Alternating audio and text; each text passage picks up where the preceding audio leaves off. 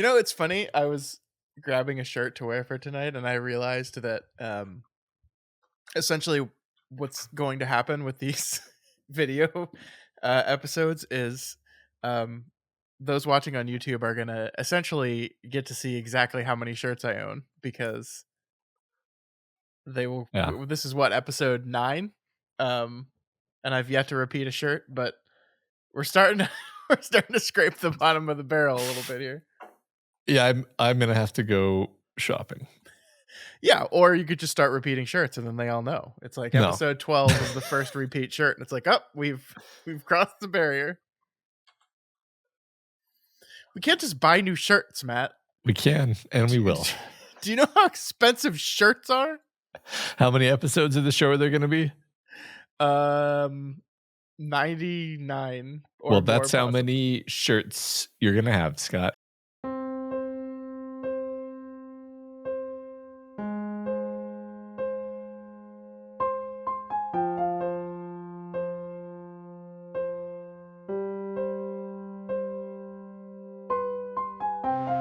Hello and welcome to Flanagan's Wake, a Doof Media podcast watching, analyzing, and discussing the collective works of Mike Flanagan. My name is Scott Daly, and I am your host. And joining me always, as always, ladies and gentlemen, give him a hand. It's Matt Freeman. Oh, hey, everybody. Oh, God, not like that. Oh, Jesus. Jesus. No. What have you done to your hand? This week on the show, we are continuing our time with Stephen King's Gerald's Game. This is part 4 of our Gerald's Game coverage as we work our way up to the Flanagan adaptation. We are reading chapters 25 through 33 of the novel this week. Having finally faced her past, Jessie sets her sight on the task at hand, the handcuffs. Using her memory of that day, Jessie decides that the only way out of the handcuffs is to deglove herself. She succeeds, but passes out before she can get out of the room. Matt, what did you think of this week's reading? Oh, my God. It's been a rough couple weeks. Certainly has. I mean, this is honestly less rough than last week, but I'll tell you up front, the only way I got through this audiobook-wise was basically listening to that whole section in like 3-minute chunks. Okay. Where I would have to stop and do this and you know, go do some errands, and then I could listen for another 3 minutes, and I got through it eventually. It took me a while. You know, I appreciate that King is consistent in that when he goes there, he doesn't go there in just some stuff. Like, he doesn't give us a beat by beat, second by second show of the molestation of this poor child to then like hold back when it comes to a woman slicing her hand open and removing the skin on her hand in order to slip out of a handcuff. No, he doesn't hold back on that. That would be quitting. He doesn't do it. And so yeah, we get to see it in every little bit of excruciating detail. Yeah, that's a good description for this whole book, really, not holding back. Mm-hmm. Yeah, I'm looking forward to talking to you about all this. Definitely looking forward to this episode more than last week's. Last week's was pretty rough. We're sitting and recording now. People having not listened to that, I hope they appreciated the attempts we made at taking that subject seriously and talking through it without going into the beat by beat detail, because I don't think anybody actually wanted that. Yeah. All right. Before we get into the chapters, though, I did have just a quick announcement, or I guess maybe like request, Matt. We are looking for some help. I have over these last 8 episodes been enjoying editing the videos together for the podcast. These book episodes are a little bit easier for me to edit together than the film ones because we are putting clips from the film in there. But I find myself with a severe lack of time, and it is kind of cutting into all the other things in my life I have to do. So I guess long story short, we are looking for some video editing help, someone who has experience in editing video and hopefully editing long form video and these podcasts to kind of come on and help us out with this. This will be a paying gig, right? We're not going to stiff people and ask them to do free labor. We're willing to pay people for this, but we just need some help with this. I would rather kind of send this out to you guys, our listeners, in the chance that one of you is in video editing, because I feel like someone that is actively listening to the podcast would have a much better idea of, who we are and what we want the videos to be and what we're already doing. I don't think we're asking for anything like crazy editing wise. Although, of course, we're always welcome to suggestions. The editing has been pretty bare bones as is because I don't know what I'm doing. But any suggestions or collaboration there, I think would be great. But we are looking for someone. So if you think you fit the bill for that and have the time to help us out on a weekly basis, please let me know. You can email us. What's our email again? You always say it at the end of the episode. Do you have it memorized? Is it flanaganswakepod@gmail.com? That sounds about right. I should have put that in the show notes up here. But yes, flanaganswakepod@gmail.com. Shoot us an email, maybe a link to some past work you've done, and well, yeah, we'll talk. I would appreciate the help. I feel myself falling frequently behind and behind and behind, and this week I actually got it done early, but it's like the first time I've done that. Most of the time it's been literally staying up till 2 a.m. the night before the episode is released. And that is unsustainable for me. So that's why we're asking for help. So Yeah. So reach out. And yes, I did get the email address right. yeah, So great. All right. So let's get into it, Matt. Chapter 25 of Gerald's Game.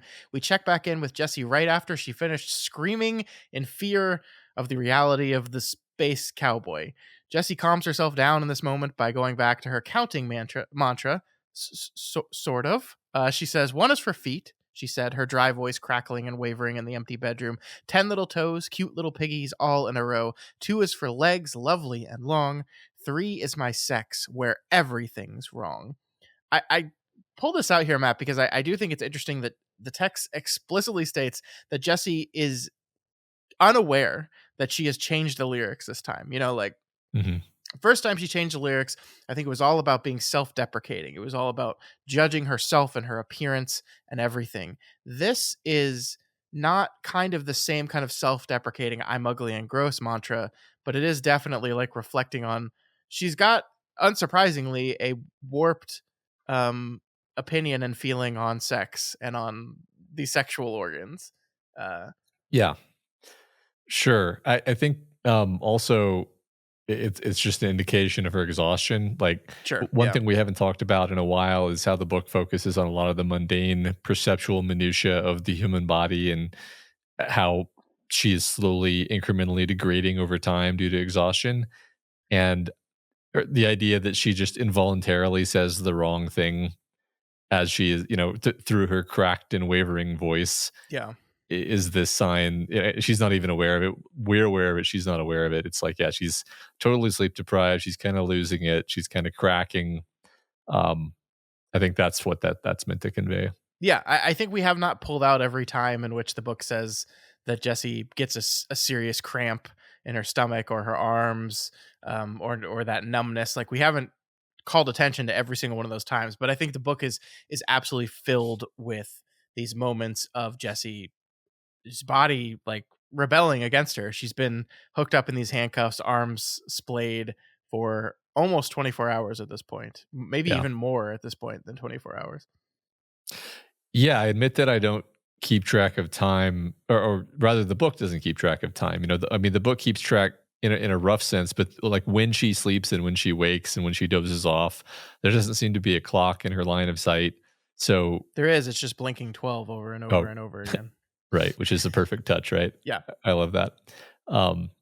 So it's intentional that we're a bit disoriented in time, but it does make it really difficult to tell how long it's been. And I think it gives this sense where it just feels like it's been forever. Like, Yeah. if you were to ask, I think if you had offhandedly said like, yeah, and she's been chained up here for 2 days, I would have been like, yes, because because I don't really remember. Like the only thing that would make me hesitate would be like, well, I think there's only been the one night, Yeah. which is when the Space Cowboy came, and so that's but that's like my only anchor point is that she's been through one night and now the sun is going down again. So Yep, that I think that is correct, and that is the truth. And I think this does confuse us a little bit because I'm fairly certain in the Flanagan adaptation there are two nights that occur before the day that she escapes from the handcuffs. But I'm not sure on that. I'm only about midway through watching the movie for the first time in a bit right now. So, uh but I do seem to remember in Flanagan's movie we go through two nights, whereas in this book it's just the one. But that is the only orienting point is the night, and that's kind of our ticking clock here in these chapters of the night is coming again. The monster's coming back, and if she's not out of these handcuffs by the time he gets here, things are not going to go well. yeah. We've both said the word space cowboy a few times. Yeah. I was just wondering why space cowboy?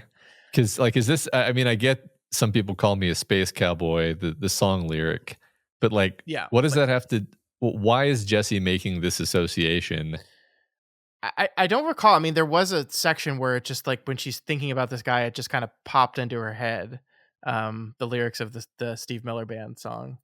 Um, but could I tell you like why she had that association, or even in a much more dualistic sense, why Stephen King decided that this song would be? I don't know. I Yeah. don't know. It's I don't know. interesting because I was also thinking about the UFO voices, which my recollection, I didn't actually go back and look, but my recollection was that like the reason she thinks of them as UFO voices is that they're kind of like floaty and incorporeal and not necessarily connected to a specific persona. Yeah. Um, but also that's an interesting uh linguistic tag, UFO voices, space cowboy, these things associated with space, with aliens, with like there's a very specific kind of creepiness there, Yeah. and maybe this is just something that Jessie finds creepy. I I don't mean, know. I don't it's know. interesting. I just pulled up the lyrics of the song as you were talking, and I mean, it is interesting. Like, it just goes through a bunch of adjectives to describe this person, right? I'm a picker, I'm a grinner, I'm a lover, I'm a sinner. I play my music in the sun. I'm a joker, I'm a smoker, I'm a midnight toker. I sure don't want to hurt no one. Like that stuff. If you try to put some like dark context on it, could be read pretty darkly. So I kind of get it.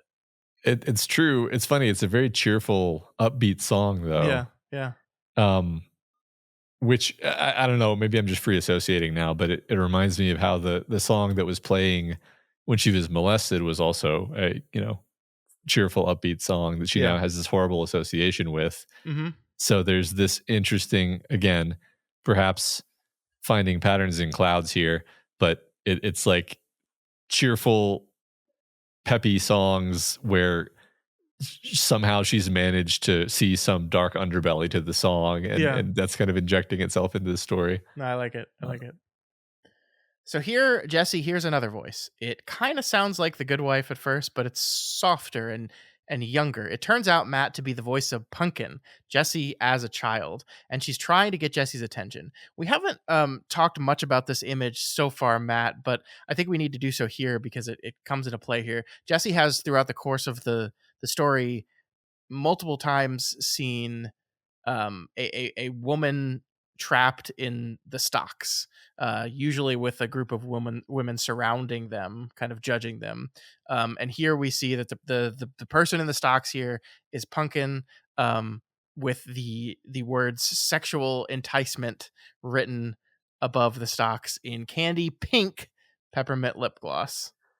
there's the pink again. Yeah, I'm so Uh, mad. Like this was mentioned last week. I think we were so into being terrified of how we're going to approach this shit that we didn't stop and go like, yeah, there's the pink motif again. I think it's yeah, perfect. Yeah. which fits here because it's sexualization. Yeah, Yep. yeah. So the idea of Pumpkin being in the stocks is a really interesting image in multiple ways. I think first of all, the obvious symbolism is just it's shame. Yeah. The stocks are about shame and public humiliation. which is what Jessie feels about this. She feels about having been molested to some degree. I think feels even about sex in general. Mhm. Feels a lot of shame about it. Also, of course, there's the angle where it literally is just being physically stuck, specifically stuck with your hands like this, Yep. which we have clear parallels to the situation Jessie is in now. She's sort of put herself in the stocks, in her mind. But it's interesting. Like Gerald obviously is the one who put her in the handcuffs, but in a certain sense, she put herself in the handcuffs by agreeing to it, right? So it's like in her mind, she's put herself in the stocks, and here she's put herself in the stocks physically, and now she needs to figure out how to get out of it, both mentally and physically. Yeah, no, completely, completely. And I mean, the idea that the crime, because I mean, this is a thing that was done, right? That if someone was put in the stocks, the intent was this is a displayed punishment for everyone else to see, to offer some kind of discouragement, and so they would write the crime on the stock so people could look at this person and know this is what this person did. This is what will happen to you out there if you do the same thing. And what is Pumpkin's crime here? Sexual enticement, right? Enticement. Hmm. The idea that she enticed the activities that occurred to her with her father and with Gerald. Uh, Ridiculous, ridiculous. And so ridiculous, Matt, that actually Jessie says this herself. At her age, she had no business being in the stocks in the town common for any crime, but sexual enticement? Sexual enticement, for heaven's sake? What kind of bad joke was that? How could people be so cruel, so willfully blind? And like, okay, so Jessie's father put her in the stocks by molesting her. However, in this is a this is a thing that is currently existing in Jesse's mind, right?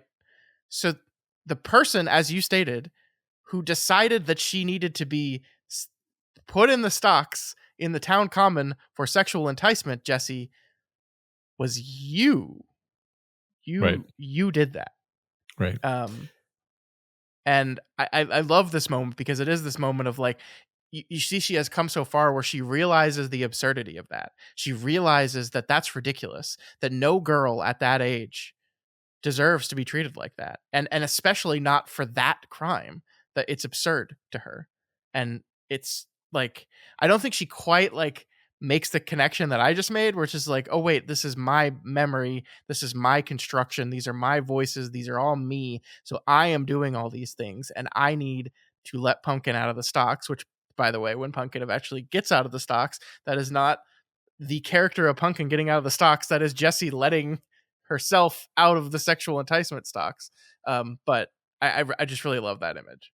Yeah. Right. It's a great metaphor, great image that connects directly to this feeling of shame. Everyone can relate to shame in some way, Yeah. Yeah. and I my so this is my understanding, and this is a generalization, but I have heard that sort of what does a lot of the damage in cases of abuse of any kind, really, is the internalization of that shame, Yeah. even more so than whatever the act of the abuse itself was. It's your sort of destruction of your own sense of self, sense of identity, sense of Sure. self-esteem, and absorption of that into yourself, and that creating shame. And and that's what we've seen happen to Jessie. Like she would never tell anyone about this thing that happened to her. There was this mix of like denial about it and minimization around it, and that was all because the idea of what had happened to her caused her incredible shame.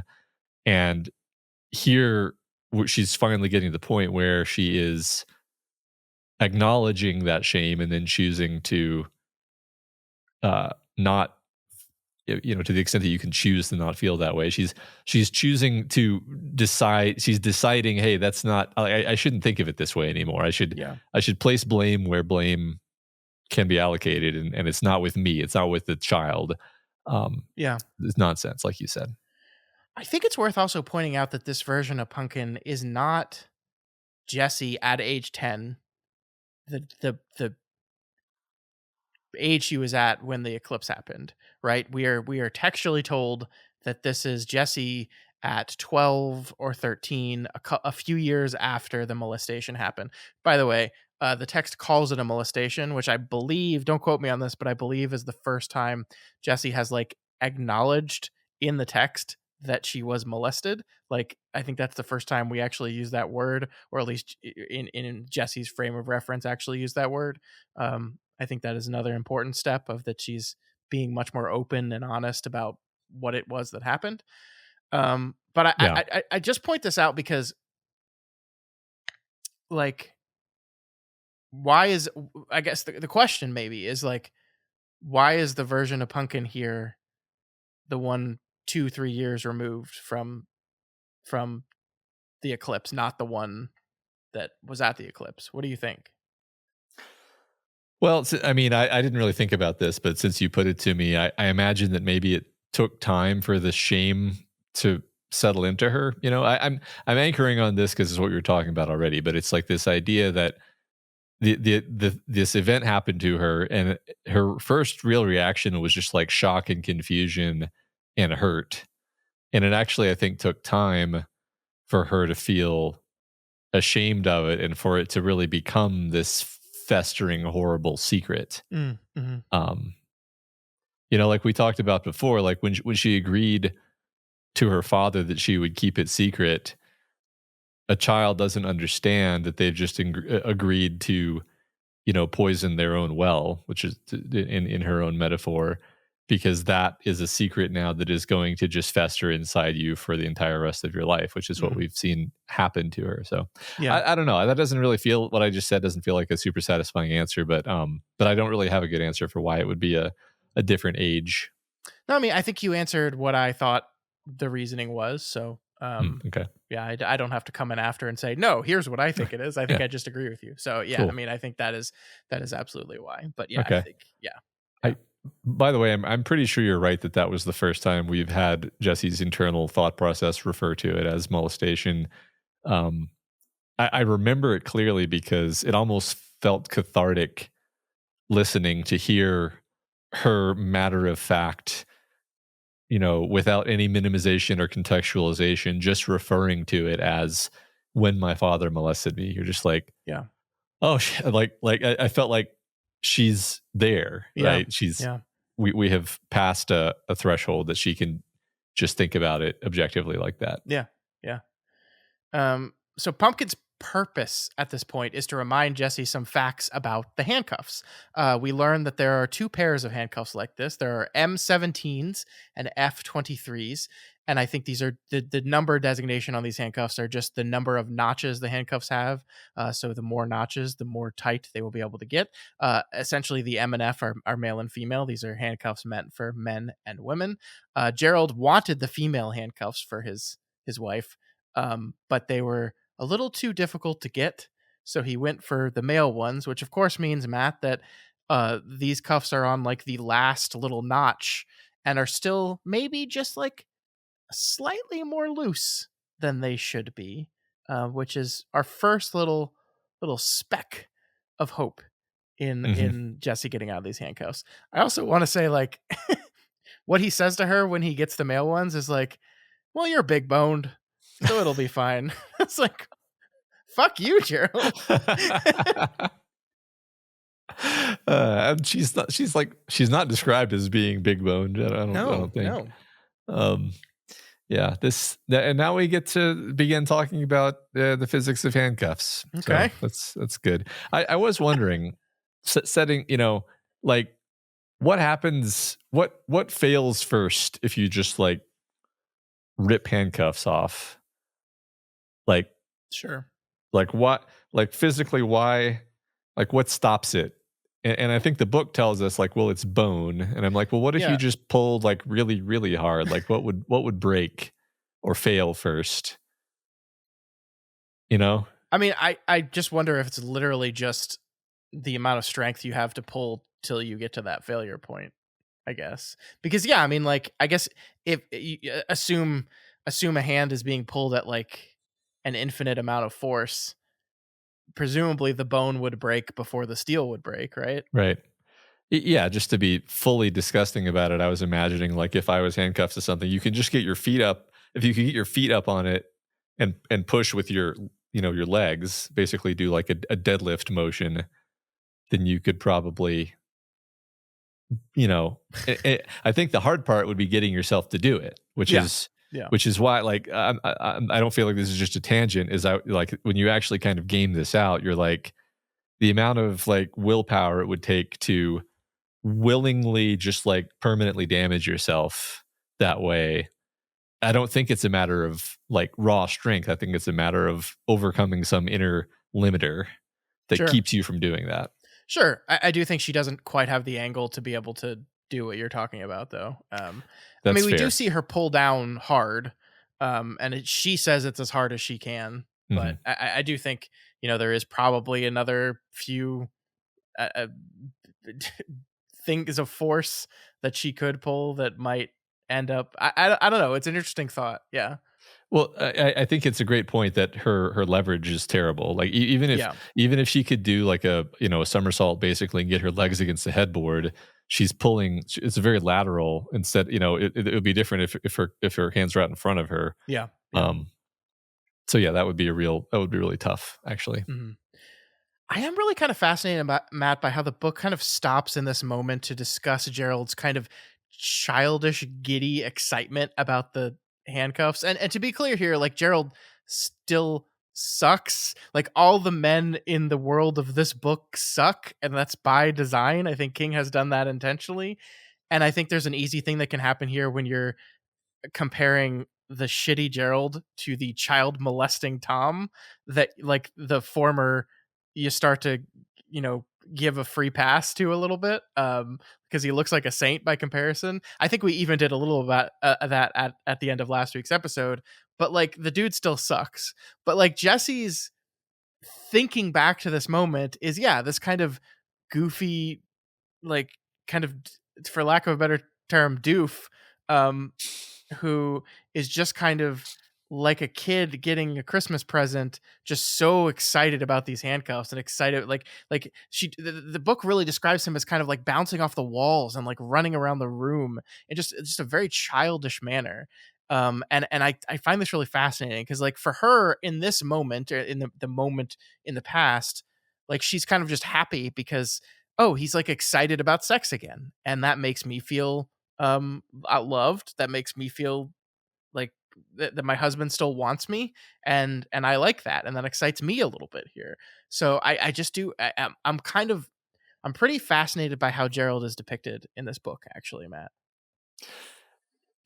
Yeah, I'm remembering. Doesn't he? Isn't he like absolutely losing it, and then he suddenly goes like, "Wait, I forgot to ask if Oh you'd yeah, even be into he this at goes, all." "Oh my gosh, like I didn't even think if you would Yeah, be into." Yeah, yeah, yeah, yeah.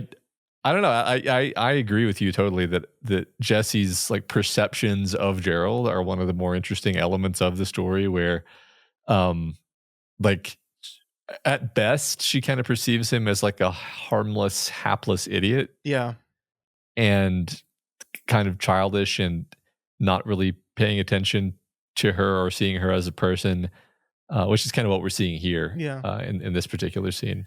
I mean, it's just really interesting because like there's a version of the story in which Jesse marries a Tom again, basically, right? Like she was abused by her father, molested by her father. She internalized that and carried it with her, and it's destroyed every relationship in her life, and it's poisoned her.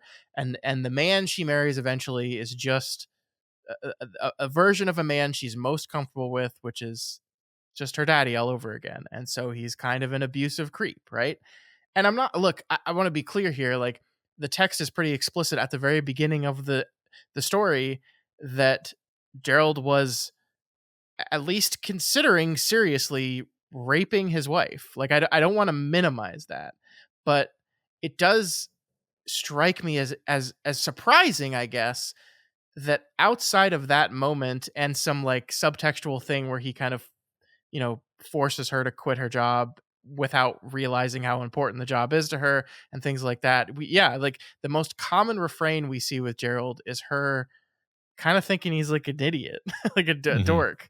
And yeah, I mean, I'm just I don't even know what to do with that exactly. I mean, it could very well be like it's easy to look back on a relationship that was perhaps a bit abusive, perhaps a bit manipulative. She did not have a lot of control in the relationship, and it's easy to look back on that now that he's dead and just like filter out all the worst parts and only see him as the hapless loser that ended up on the floor being eaten by a dog, and that's like your primary everlasting image of this guy. But I mean, I think like literally what I felt happening to me last week and a little bit this week is like asking myself, "Wow, was Gerald that bad?" And then I think the book wants you to think yes. However, it does spend time on stuff like this. Yeah. I guess I'll just return to something we kind of said a bit ago, which is like I don't think Gerald is a monster. Yeah. I think Gerald is like I'll just kind of repeat what I said. Like we've got a lineup of sort of increasingly bad, decreasingly justifiable monsters, and Gerald is somewhere around the middle where I think King is kind of saying all men kind of have some shittiness in them, and Gerald is kind of drawn from the middle of the distribution. Yeah. Um, and we're catching him at a pretty bad moment in his life. I don't get the sense that the behavior that we saw just before he died was like a typical Gerald performance. I Sure. I, I think at worst he's just kind of an insensitive clod, right? He just Yeah. doesn't really care about his wife very much, and he doesn't appreciate her very much. And theirs is just not a particularly great marriage. Like they probably had some great moments, some great times together. I don't think she's like making it up or doing some kind of Stockholm syndrome thing when she talks about like how they went on a roller coaster together or whatever and had fun and like it's just also he clearly had a role in mind for her as his wife, as his subservient wife who doesn't have a job and kind of look makes him look good, Hmm. and that's how he perceived their relationship, and that's kind of how he perceived her. um and for her part, I mean, I think it's really, you could take this the other way a little bit and say she never expresses a single sentence in this book that comes off sounding like she was attracted to him, or like even when he was young, like it's not like, oh, he used to be young and hot and She describes uh, him as having like a good smile, so I think there's that. I, But I think I think that's like a good smile. Like you describe a dog as like being like a really handsome dog. Like it's not, that's not a sexual, that's not like a I'm attracted to my husband because that's just like, yeah, it's a likable quality. yeah, But that's not really what I mean when I say attraction. So it's like I connected what you said a second ago about him basically being a replacement for her father. It's like he filled a role for her that was probably not very healthy for her, yes, and she filled a role for him that was really basically just serving his ego. And they were both kind of bad for each other, but not apocalyptically but bad, like bad in a way where they might have just lived out their days and one of them died of old age, yeah. I mean, um I think the worst thing we can say is that she let herself like marry a person that wanted to kind of control every aspect of the marriage. mhm, So she like lost slowly over time, like lost the little bit of who she was that existed that was left still. yeah, yeah, I think you're right. I bring this up specifically because, and I don't want to spoil our conversation about the movie too much, but like I do think Flanagan's interpretation of Gerald is a little bit different. I Mhm, mean, we already talked about how he looks. He looks very different from the Gerald that's described in King's novel. But I think the movie, in my opinion, leans into the moments of Gerald that are a little bit scarier, mhm, that are a little bit more predatory. They're a little closer to the Tom Mahout mhm, person. And I wonder if that was like a, as you're sitting down with this book trying to think of how adapting it, I wonder if that's like a conscious thing or just like the pieces of Gerald that stand out the most and like the most logical story decision are the ones that Gerald is just kind of Tom reborn. There's that wonderful image of that we had of the Tom mouth, the dog mouth, and the Gerald mouth kind of all coming from the same head and being part and parcel of the same thing. And I think for simplicity's sake, maybe you just lean into that a little bit more. I mean, and again, that's not to say there aren't things that Gerald does and says that are not scary and ominous. Like we talked about them during the opening of this book, they were there. I don't want to minimize that, but yeah, once again, it just there are a lot of these moments where the book leans into Gerald's depiction as goofy. Mhm. Yeah, I think you're right. I mean, I think you've got relatively little time to make an impression in a movie, and so you have to pick your battles, Yeah. and it's actually really, really nuanced to hit this target of, he's mostly a harmless doofus idiot, except, like, he's got his sensitive spots. You don't want I think, Yeah. There is like you some felt ominousness of those sensitive spots, right? Of like, oh, you don't want to make him mad. right. Like they're yeah, it's there. Like the darkness is there for Yeah, sure. I think I keep thinking about the dog comparison because it's so perfect in this way where, like, you can have like a literal, like, Labrador, like, sweetest disposition dog in the world, and you give it some food, and then you lean in and you try to drag that bowl of food away, and that dog will growl. Hmm. And that's like an instinctive, like, you are not going to take my food away. This is the arrangement.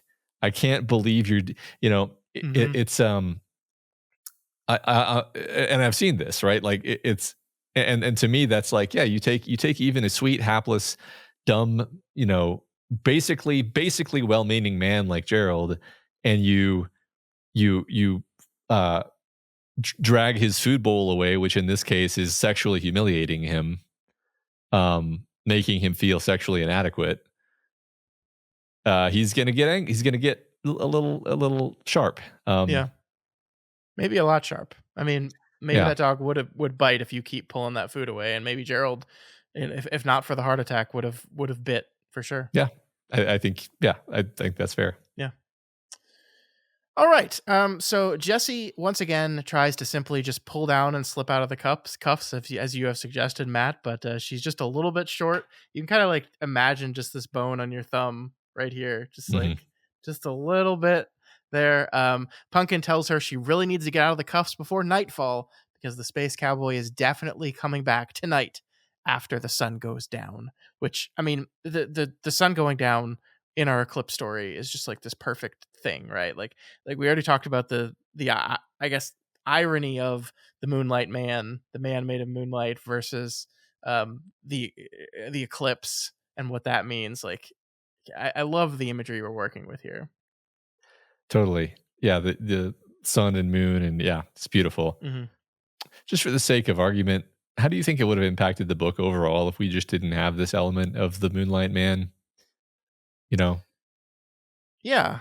I do think like the conclusion of the story with this man and what he is and represents and everything that plays out in the last few chapters of this book are some people's biggest critique with the story, that just this idea that the story did not need this element to it.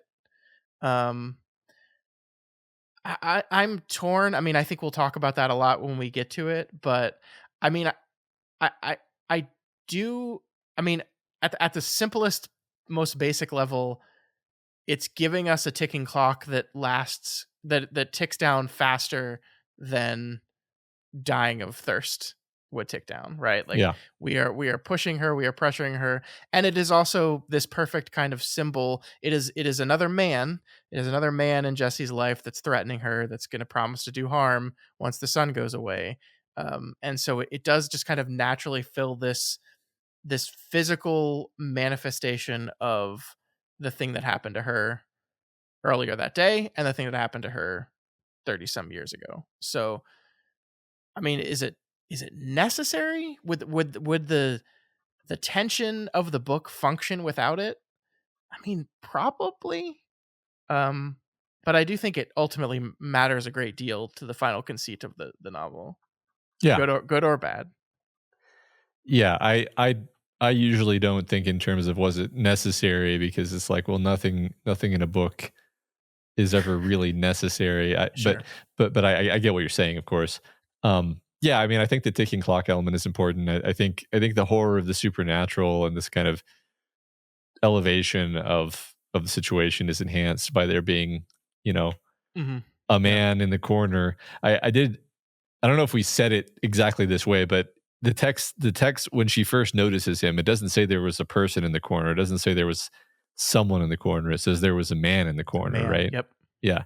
And I don't think I clocked the significance of her first thought not being there was somebody in the room. There's 10 other ways to say that sentence, but she said there was a man in the corner. Yep. It's a man. That's important, right? Yep. Yep.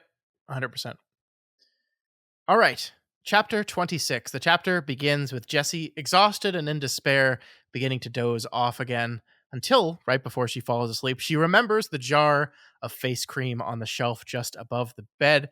Matte face cream that could, when spread over her wrist and arm, lubricate her things just enough to slip out of the cuff. And suddenly a plan forms. A plan shows up here. And I want to talk about this, Matt, because as she's kind of planning to do this whole thing, a voice inside her head pops up and tells her this plan is not going to work. The jar is not there.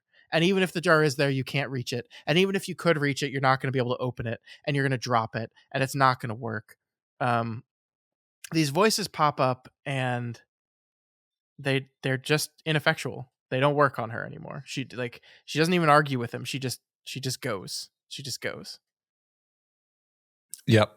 Yep. I think this is partly just her, resolve coming to the sticking point, but also partly her just increasingly cracking up and losing it, where it's like she's becoming more animalistic, Yeah. is one way of seeing it. Yep. Yep. And so as Jessie reaches the jar, she has a thought. And she says God, so we have to talk about it because that's what we do here on this podcast. Uh-huh. The text says, because maybe there is a God, she thought, and he doesn't want me to die here on this bed like an animal in a leg hold trap. It made sense when you stopped to think about it. I picked up that jar off the shelf when the dog started chewing on Gerald, and then I saw it was too small and too light to do anything even if I managed to hit the dog with it. Under those circumstances, revolted, confused, and scared out of my mind, the most natural thing in the world would have been to drop it before feeling around on the shelf for something much heavier. Instead of doing that, I put it back on the shelf. Why would I or anyone else do such an illogical thing? God. That's why. That's the only answer I can think of, the only one that fits. God saved it for me because he knew I'd need it. Um, so I think we talk about God a lot in our time with Stephen King because Stephen King talks about God a lot, and Stephen King has a lot of very complicated feelings about religion and spirituality and God. The God that we see most often in the King universe is rarely represented by the Abrahamic God, capital G, that we see here.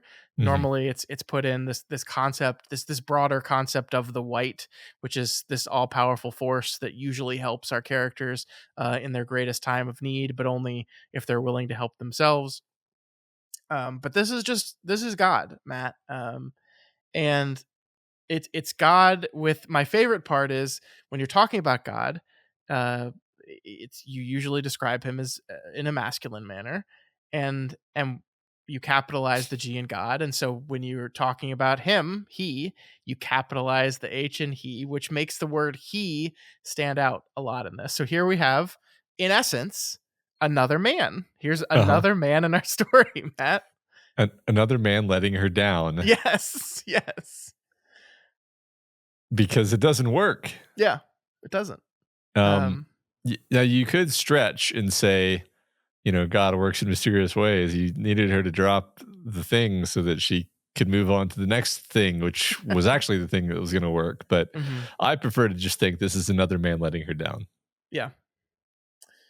Um, I mean, yes, like it's so funny because I think a very religious person would read that passage and just be kind of in agreement. It's like, yes, this is kind of the mysterious workings of God that the ways in which God does or does not influence the daily activities of the lives of humans. Um, but yeah, I mean, like it is I think very telling that, she prays to God.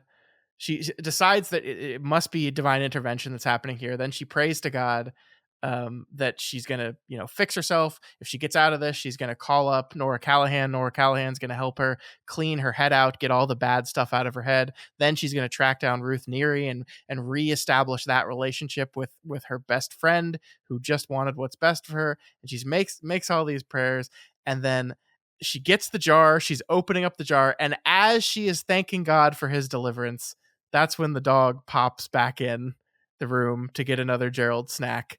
And the movement of the dog suddenly appearing out of the corner of her eye shocks her and scares her to the point where she loses her grip on the face cream and she drops it. So God is, once again, as they say, cruel. Uh-huh. As they say in that one book many times. Desperation, by the Yeah. way. Um, Uh, I'm fascinated by this. I really am. I love when King talks about God, because I think King has a very complicated feeling about God. mhm.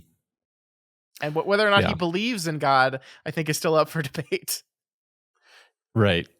So I'm gonna say the opposite of what I just said a second ago, and say like if there is a supernatural element to this story, which there just other than the weird vision she has around the eclipse, there just might not be. Like Sure. this might be nothing, right? But if you are going to invoke the idea that God is involved in some way, it could literally be like this is saving her from wasting a bunch of time on the face cream and then thinking, well, that's not going to work and giving up on this idea. When actually, I this is my opinion, and I'm skipping ahead, obviously, but like I don't think the active ingredient in getting her hand out of that handcuff was the blood acting as a lubrication. Yeah. I think the active ingredient was the fact that she had changed the geometry of her wrist physically. Yeah, I mean, Um, she degloves herself, right? Like, right, I think you're just correct that even as she is starting the degloving process, she realizes on some level that just lubrication is not going to be enough. So yeah, the conclusion of this is even if she had not dropped the cream, this would not have worked. right, I think that's a very fair conclusion to make. yeah, So yeah, maybe this is God the White. I, I do just love the idea that this is just another man, another man in her life, that doesn't follow through, that isn't there for her. I mean, it's just too perfect. yes, it is funny. And ultimately, like, what Jessie needs to do is screw men. Uh huh. What's going to get me out of this is me. Yeah, Um, it's no other person. It's no one else to come to save me. It's all me. And I think that's beautifully depicted by the fact that the voices in her head offering her ideas, encouraging her, forcing her to look at her past, forcing her to come to terms with this, forcing her to realize and see the things that she's forgotten and the ideas that she hasn't thought about yet. That's all her. It's always been all her. Um, and yeah, you don't need no yeah, God. yeah. I'm sorry. I'm just putting together the fact that there's also a scene involving someone having to lubricate themselves up and then slip out of a metal trap in desperation. And in that particular case, God definitely is helping. Yeah. No, you're Uh, right. You're right. but and the lubrication works more or less. Actually, it's very similar. It's very similar because the lubrication is not enough. It's It's true. implied. It's implied that maybe something supernatural had to happen there. 100%. His Yeah, head gets out the bars through a supernatural means. Is that a right. spoiler? Sorry. Sorry. It seems like it's pretty close to the start of the book. So Yeah. anyway, Um. not a connection I had in my head ahead of time today. So I also love this idea. Sorry, I'm trying to move on, and now I'm I just know. like imagining desperation again. Who would have thought we would be talking about desperation when we Yeah. started this book? Um. I was kind of like toying in my head with like what the dog like barging in this moment symbolically represents, like this moment of near victory, of near catharsis in Jessie, and then spoiled by another fucking man Hmm. walking in and messing everything up. Um So I mean, is that just it? Is the dog just like men? Like that men are dog. I mean, you said men are dogs multiple times throughout the course of this book. So is that just it again? I admit I am actually seriously confused about this because I actually don't think the hand cream would have been sufficient. Yeah. Right. So the dog is helping her. The dog is, in fact, I'm going to make a really, really esoteric literary reference here. Dog, spelled backwards, is God. So this the God is acting through the agency of the dog. Here's the thing. I like it either way. They're drastically clashing elements, but I like it either way. Either and both. The I'll great accept thing it. about literary analysis is that you can just decide to exist in both at the same time, and nobody can stop you. That's right. Yeah. Superposition. I love that, and I guess so. Are you arguing then that had she gotten not dropped the face cream, gotten the face cream, taken the face cream out of the jar, rubbed it on her wrist, only to find it still wasn't enough, that she would have slipped into some further level of despair that would have prevented the degloving realization from occurring? I think that's I think that's likely. I think that's likely because even when she starts with the cutting ritual, she's not thinking that the intent here is degloving. She's Yeah. thinking the intent is lubrication. And so if she writes off the idea of lubrication, why bother with the blood? Yeah, it is the blood that gets her to. Yeah, you're absolutely right that the kernel of the idea is not. Oh, maybe I can just fucking take my skin off my hand. It's blood is as slick as oil before it uh, coagulates. So yeah. I think you're just right here. Yeah. Good job. Oh, thank you. The chapter ends with Jessie praying to God again, but this time not for deliverance, but just to end her suffering and kill her before the white-faced stranger returns. It's ominous. Hmm. Chapter 27. The chapter begins in the grip of Jessie's despair. I just really liked this writing here, and I just wanted to highlight it for you, Matt. She could only lie on the bed, existing in a dull olive drab reality shot through with occasional god blasts of pain as her muscles cramped up. The cramps mattered, and so did her horrible, tiresome sanity, but little else seemed to. Certainly, the world outside this room had ceased to hold any real meaning for her. In fact, she came strongly to believe that there was no world outside this room, that all the people who had once filled it had gone back to some existential central casting office, and all the scenery had been packed away like stage flats after one of Ruth's beloved college drama society productions. Time was a cold sea through which her consciousness forged, like a waiting, graceless icebreaker. I love all that. I love it so much. It's just very powerful writing. Um, Yeah. and I think we just I love the king consistently returns to just this sucks. This really sucks. And I think it especially sucks here because she's gone through the emotional trauma of reliving her past, right? She's passed the test, as it were. She's stared in the face of what happened to her. She looked at it, she absorbed it, she processed it, and she learned something about it and her father that she had never quite let herself learn, that he was a predator, that he did manipulate her, that he did use her in more ways than one, as the text says. She went through all this. She did it. And what is her reward? She's still stuck here on the fucking bed and she's dying. Yeah. I love all that. I agree that I don't know, just the beautiful writing there, the weaving all these ideas together that's going on, I think is fantastic. Yeah. Is there? I should have written it down somewhere, but is there not another Edgar Allan Poe reference somewhere? Not in this paragraph, but like somewhere around here. I felt like there was a Telltale Heart reference or something. Yes, she does. She does say she feels like the person must felt in a Telltale Heart. There you go. Yeah, Yeah. that's what I thought there was. So I just think that's interesting. It's we have these repeated, only that and nothing more. References to Poe's The Raven, and here we have Telltale Heart. So Yeah. Don't really have anything to add. I mean, Just Poe is noticing. writing about characters in isolation, like, and how that isolation, like, in both The Raven and Telltale Heart. So, I mean, it makes sense as literary things to beckon when writing this stuff for sure. True. Yeah, the Raven is just about somebody in a room fundamentally. So Yeah. yeah. So as the time ticks on, Jessie becomes more and more afraid of the Space Cowboy's return, and we get to this, which so I love this. It would come for her when it was dark. It would come the dead cowboy, the outsider, the specter of love. Very fascinated by that last name, right? Like Hmm. going back to the Steve Miller Band song, nowhere in that song is he called the specter of love. Um, that's not in there. Yeah. So interesting. Yeah.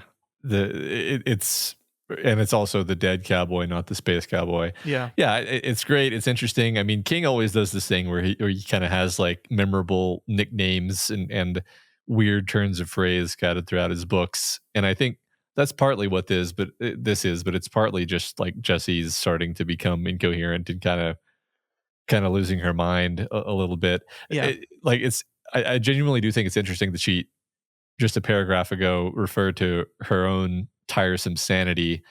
But like, I'm not saying she's like going insane, but I think she's so exhausted and like stressed out that her mind, her thoughts are becoming erratic and sort of nonlinear, and Yeah. she's not even aware of that. I think you're right. I do love the line in the previous paragraph I read that said the only thing that mattered was her cramps and her horrible, tiresome sanity. Yeah, it's great. Yeah. So Jessie closes her eyes and sees Pumpkin again, this time freed from the stocks that bound her. Pumpkin is wearing one of Jessie's favorite old blue flannel nighties, and she seems happy, but she's here once again to kind of confront Jessie, to push her. She questions again whether she really wants to survive. Are you really wanting to survive here?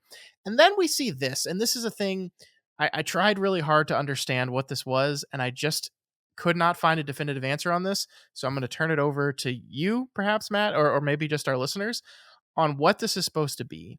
Because while she is looking at Pumpkin freed from the stocks, Jessie sees another girl still in the stocks, right? This girl is dead, and she is described as fat, as pimply, and very, very dead. That that Pumpkin escaped from the stocks. She escaped from her shame. She was able to free herself of these things, but this girl did not. And the question here is, who is this? Right? Is this supposed to be a specific reference to a specific character, or is this just like supposed to represent like broadly some like failure mode for this is what happens to a woman that has lived through these things. This is what could happen to you if you don't get a handle on this, if you don't forgive yourself, if you don't let go of your shame, let go of your guilt, see the predator for who they were. If you don't go through all the things that Jessie has just gone through, this is that failure state. I don't know, because it's the easy answer would be this is a character from Dolores Claiborne, because this book connects with Dolores Claiborne, but it's not a character from Dolores Claiborne. I'm like 99% sure of that. So I don't know. And Google failed me. Absolutely failed me here.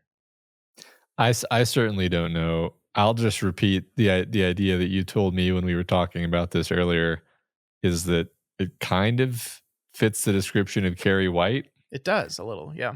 but I'm like, well, that makes even less sense. Like, why would that be, right? Yeah, I So, mean, the only thing I could think of is Carrie as kind of an avatar for wronged women, mhm, and the fit like Carrie. Spoilers for Carrie. Carrie dies at the end of that story. She does not make it out of that story alive, and right.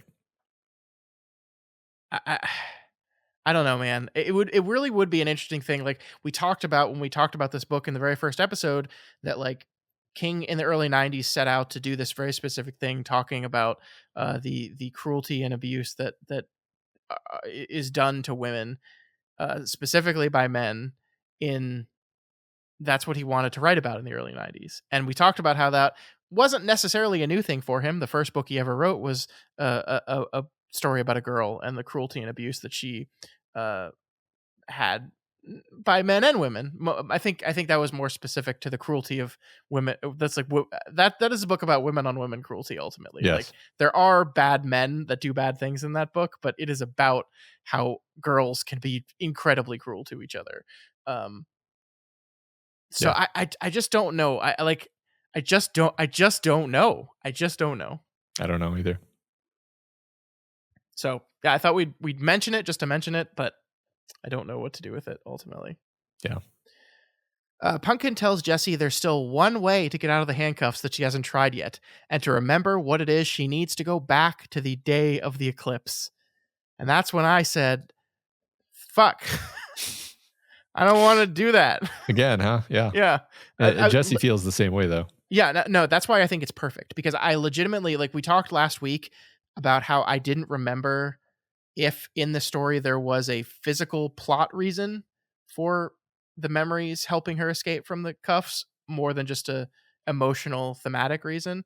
Like I remembered there was one in the Flanagan movie, but I did not remember there was one in the book. So when this started happening again, I legitimately was like, no, I don't No. want to.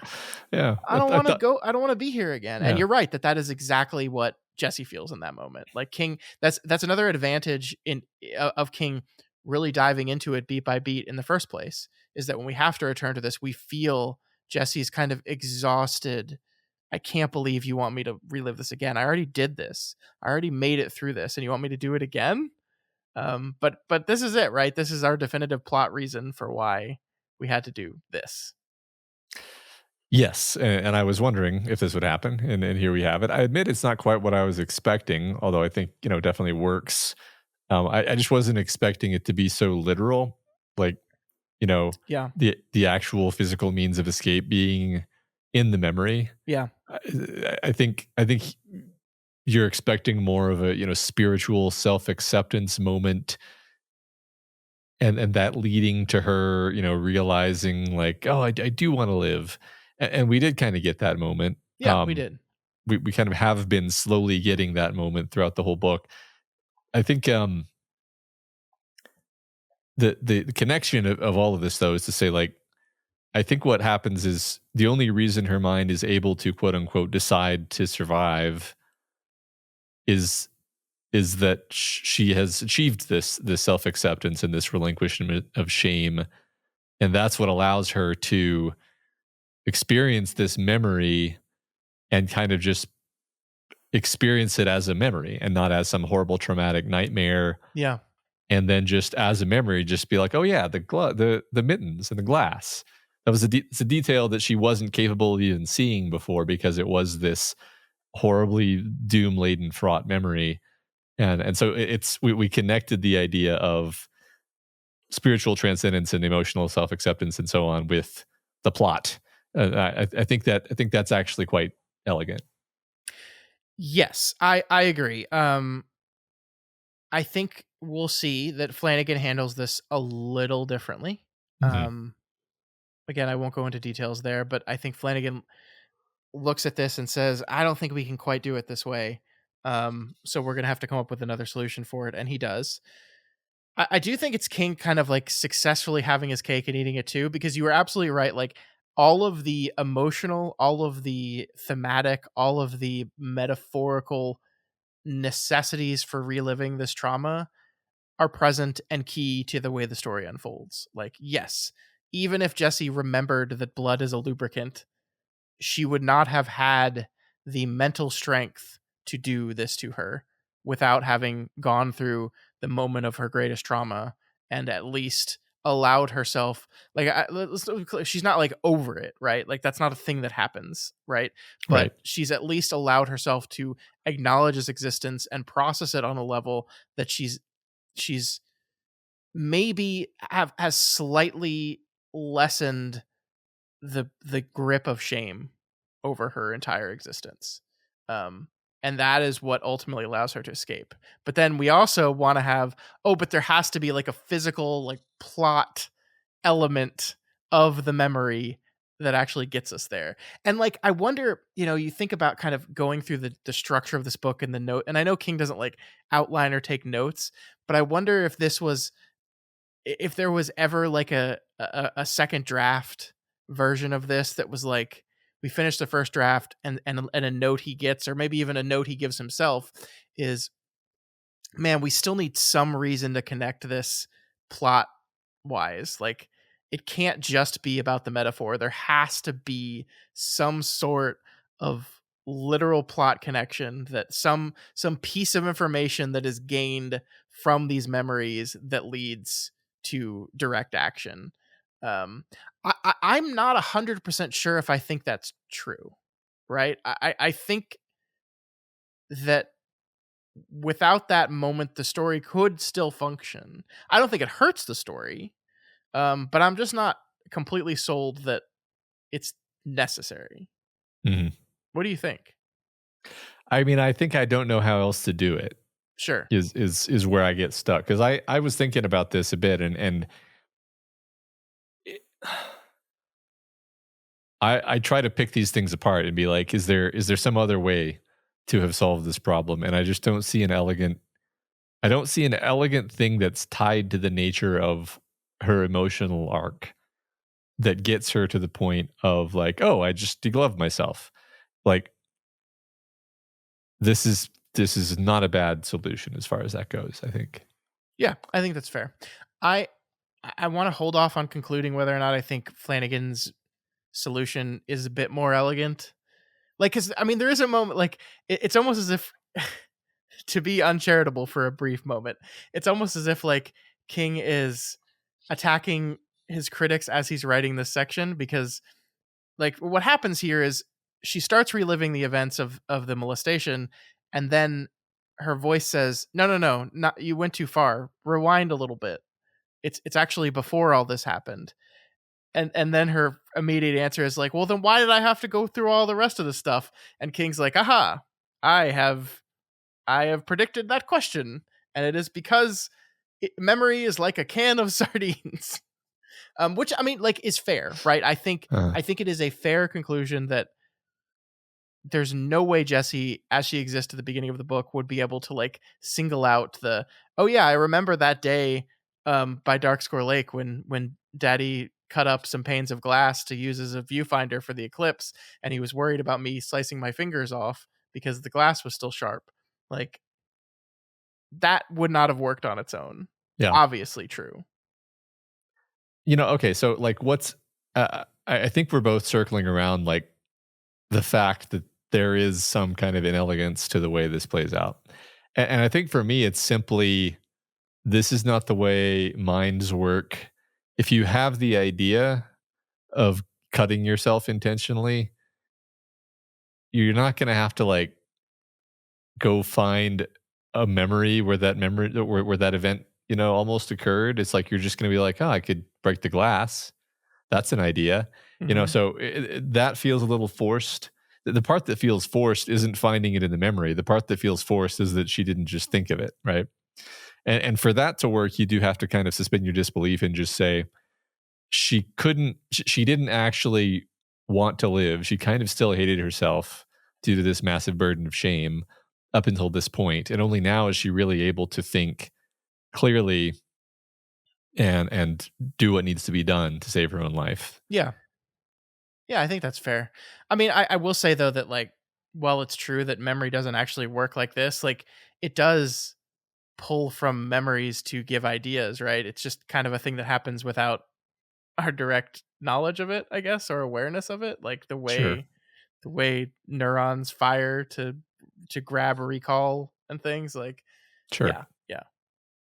yeah, sure, It is a little inelegant. I will give it that, but it does work ultimately. yeah. Right. I mean, to contradict myself, like I think we've all been in the situation of being like what was like I know there's something there. I know there's something having to do with pastries and what was it, and then like you actually have to like walk through something in your mind to like get to it, like, so yeah, that's totally a thing that does happen. Yeah. I disagree with what I said 37 seconds ago. All right. Well, we've got there. Good. Okay. Chapter 29. Jessie opens her eyes and at last realizes what she has to do. Blood is slippery. It oozes, and she's got plenty of blood. And then we get the line, "It's gonna hurt like hell, Jessie." And that's perfect, right? Like this is why I think this actually, despite the inelegance of that one moment, this all comes together beautifully because looking at your trauma hurts like hell too, right? Mhm. Like what is happening from this point on in the story is a physical manifestation of all the mental anguish she's gone through every page before it. It Mhm. is just, we've done the mental stuff, now we're going to represent it physically. That is what King is doing here. Yep. All right, so the remainder of this also very short chapter sees Jessie's voice in her head kind of all her voices suddenly align on their goal. They start working together to plan exactly how this is going to go. Like she's being meticulous. She's going through the plan step by step by step because once she starts, she knows she cannot stop. Once you rip your wrist open, you're got a ticking clock that's more than just a space cowboy. So she goes over everything step by step, very, very carefully. And that's where our very short chapter ends. Ah. Here we go. You ready? Nope. Time. Chapter 30. It's time. If we can get through the eclipse, Matt, we can do anything. So let's He's do it. really sticking it to us. Yeah. Yeah. She hesitates a moment longer, considering another prayer, and then decides she has done all the praying she intended to. Now she would depend on her voices and on herself. So to circle back around to what we, I think, so elegantly concluded a few minutes ago, God is just another man that Jessie doesn't need anymore. Beautiful. Love it. Um, so Jessie grabs the glass that she saved.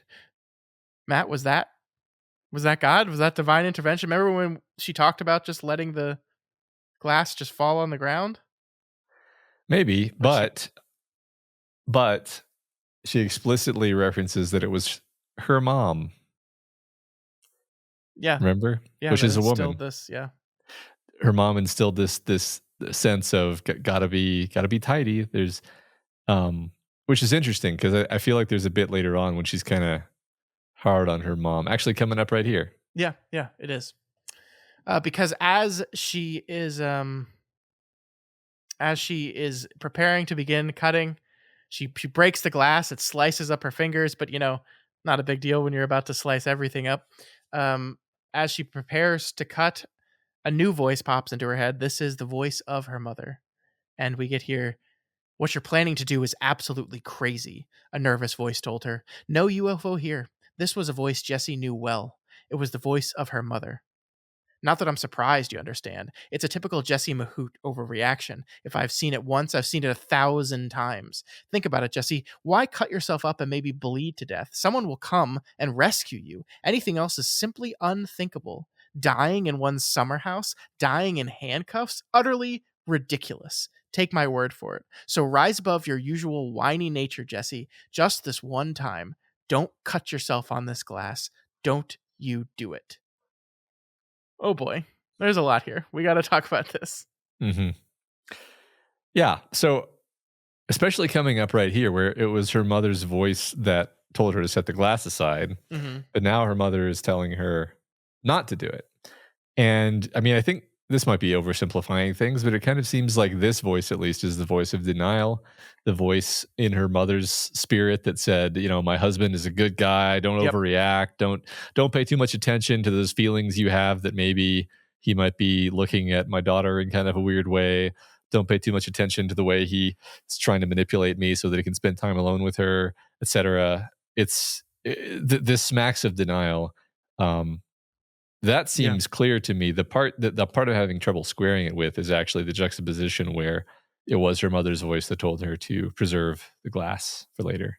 Yeah. I mean, I think her relationship with her mother is so complicated, right? Like, we've kind of seen enough of her mom to know that, like, her mom had some issues. She had some problems. The recurring beat of the story is just walking into the room, throwing a pair of high heels at her, and walking out, and just never explaining what the fuck that was. Like, what did I do wrong? Why are you mad at me? What are these heels doing with anything?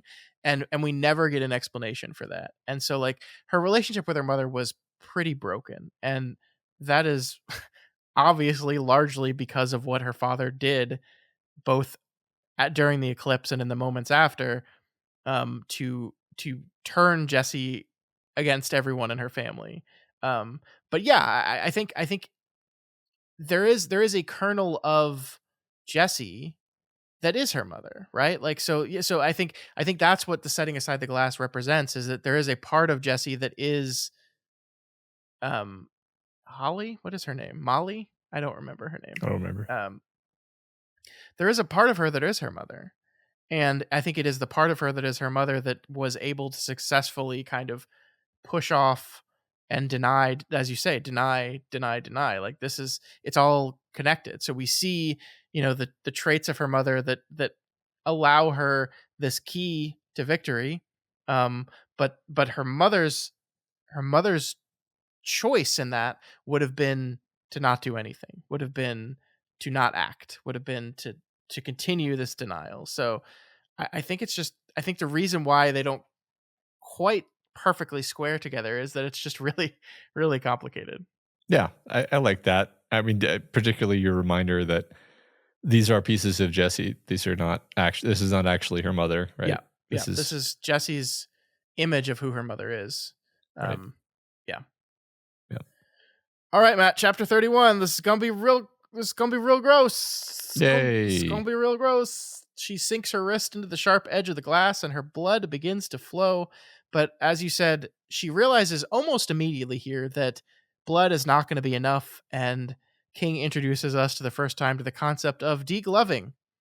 And the great thing about a word like degloving is you don't actually need to know what it literally means, Hmm. because just hearing the word, it gives you all the context you need.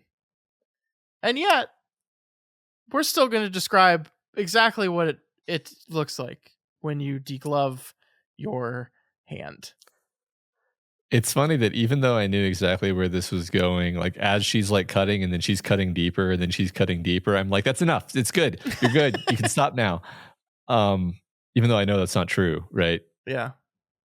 I think I would just die. I would probably just die. I mean, I have this thought a lot, like when I watch 127 Hours, which is the movie where a guy gets his arm trapped under a boulder and has to chop his entire arm off with like a little fucking utility knife. Hmm. The entire time I was watching that movie, I was like, yeah, I'd probably just die. Yeah. um, yeah, I agree. Jessie begins to twist her wrist, cutting around the edge. She has to pause once when she gets a bad cramp, but then continues on. Let's just, like, King doesn't hold back, right? Like this, we said Hmm. this already. Let's say it again. He describes all of this, every beat of this whole thing. The moment where she slices the nerves in two of her fingers and they just kind of just deadly droop. Yep. Um, every bit of it is described, and I just want to get your feelings on what it was like to read this. But it's horrible. It's the worst. No, I very seriously. So I started listening to this section. I listen do a lot of my audiobook listening while I'm driving, and after like a minute, I was like, no, I don't want to have a car accident. I don't want to put the blackout on the road and have a car accident. Um, and that's basically the whole rest of this whole section was me like getting through a few minutes and then hitting pause and shaking it out. I don't know what it's funny. I didn't actually anticipate that this would have this level of effect on me. I Hmm. thought, it's one thing to see it. It's one thing to have it be happening on the screen and your brain is keying into that and uh, sensorially, but this is your imagination just making it up. You would think you could just be like, no, I'm gonna choose not to visualize that. I'm just gonna get through this. Doesn't work. Doesn't work at all. It was very difficult to get through. See, I'm broken. Because it didn't bother me at all. Like, I had a very physical revulsion to the molestation scene, but I normally like whatever it is, like with books, like I normally like I feel the drama. Like books can make me cry very easily, but like gross out disgusting stuff, reading it just doesn't do it for me. This scene in the movie, oh yeah, I it fucks me up. It fucked me up the first time I saw it. It fucks me up every time I see it. It's absolutely brutal. But for whatever reason, like gore in text just doesn't really do anything to me. I mean, yes, I could like look at this objectively and say, yes, this was a remarkable job, Stephen King, at writing an absolutely disgusting scene. I full throat agree. This is gross shit, but I was not like physically revulsed by any of it. I wonder if the same would have been true if you had listened to it. And I wonder if Could the be. converse wouldn't have been true if I had read it instead of listening to it. Like, I wonder if that's an active, level of how it's hitting your noggin. Yeah, Just a might be. just a thought. Yeah, I, Yeah. I really have no idea. I'm not necessarily saying that I think it would be any different. I'm just wondering. Yeah, might be. I don't know. Yeah. Jessie Jessie begins to pull, and it doesn't feel like she's going to be able to get out first, but as she pulls, her hand begins to peel. Uh-huh. And eventually the bunched up skin, as her hand peels, is able to get out of the way with just enough room to snake the cuff past that little outcropping of bone on her thumb. And we get this wonderful thing. Then, just as she was about to relax her aching arm, the cuff slid over the small protrusion which had held it for so long, flew off the ends of her fingers, and clacked against the bedpost. It all happened so fast that Jessie was first unable to grasp that it had happened. Her hand was no longer looked like the sort of equipment normally issued to human beings, but it was her hand, and it was free. Free. Wow. That's a cool moment. Not quite free yet though, huh, Matt? Because, that's one. We still got another one. As Jessie rolls off the bed and her legs somehow hold herself up, she then briefly tries to dig the splinter of glass sticking out of her thumb. But that inadvertently slices her gum up too, and so now she's pouring blood from her mouth as well. I'm finding this delightful, by the way. Why are you doing this to me? I am a broken person. We went through this one time. You put it all in the script, so I have to do it again. We have to tell the people what happened. I even, like, while I was not disgusted by this moment, there was definitely when she slices her gums up that I'm like, Steven, come on, man. Yeah. Calm down. This isn't a Del Toro movie, okay? You've done enough. Seriously. I do to move away from the disgusting of the bleeding. Let's move away from the disgusting of the dead corpse on the floor, because as she prepares to drag the bed across the room to get it over to where the handcuff keys are, she realizes she's going to have to walk over old Gerald, and we get this. She felt no pity for him. She felt no hate for him. She felt no love for him. She felt a kind of horror and disgust for herself, that all the feelings with which she had occupied herself over the years, those so-called civilized feelings that were the meat of every soap opera, talk show, and radio phone-in program, should prove so shallow compared with the survival instinct, which had turned out, in her case at least, to be as overbearing and brutally insistent as a bulldozer blade. And with that, she walks over and on to Gerald to get across the room and drags the bed behind her. Yep. These boots are made for walking. No, it's great. No pity, no hate, no love. She's beyond it. Yep. The only thing that disgusts her has nothing to do with Gerald at all, but just as her own ability to survive, to be brutal and to survive. Yeah. She should have stopped and got a little snack. 4 episodes, and you just continue to talk about cannibalism. Well, call it revenge for what you just did to me. Yeah, I mean, so do you think this is just like a moment of just her being exhausted and basically in shock, and thus doesn't feel anything about stepping over her husband, Or do you think like you think Jessie doesn't actually care about Gerald? Like, and another way of saying this is do you think, 6 months from now she's not going to have any grieving to do? Do you think she just never actually cared about this guy? I don't know if I'd go so far as to say never actually cared about him, but do I think that the thing she's gonna spend time on after this experience is gonna be grieving over her dead husband? I think that would be last on a very long list of things she's gonna be working on in the events following Yeah, this event. sounds right.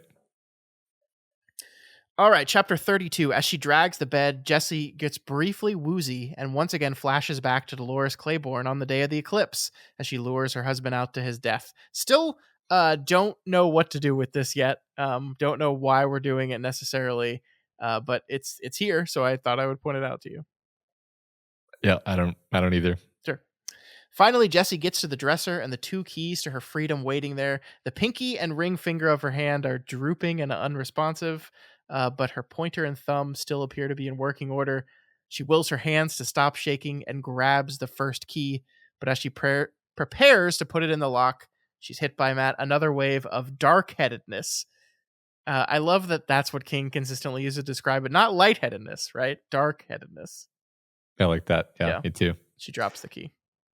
I feel like there's a version of this story where once she gets her hand out of the one handcuff, it's all golden from there. It's over. Yeah, Um, because it's like, well, she got a hand out. That's what we needed to happen. yeah, Now it's all smooth sailing. No, if anything, King increases the tension now because it's entirely possible that she could die yeah. from blood loss. The Moonlight Man can still show up. So if anything, I felt my level of anxiety actually ratchet up after she gets her first hand out. Yeah, I agree.